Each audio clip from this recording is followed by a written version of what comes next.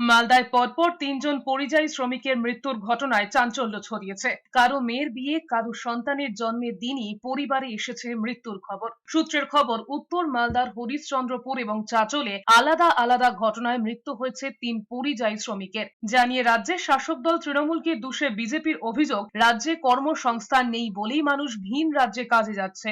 যদিও এই অভিযোগ ফুৎকারে উড়িয়ে দিয়েছে তৃণমূল। জানা গিয়েছে, হরিশ্চন্দ্রপুরের কুশিদা গ্রামে মেয়ের বিয়ের দিনই পরিযায়ী শ্রমিক বাবা আজিদুল হকের কফিন বন্দি দেহ ফিরতেই কান্নার রোল পরিবারে। এদিকে পেটের টানে মুম্বাইয়ে কাজ করতে গিয়ে মৃত্যু হয়েছে চাঁচল ২ নম্বর ব্লকের আনজারুল হকের। জানা গিয়েছে, মাস দুয়েক আগে মুম্বাই পাড়ি দিয়েছিলেন আনজারুল।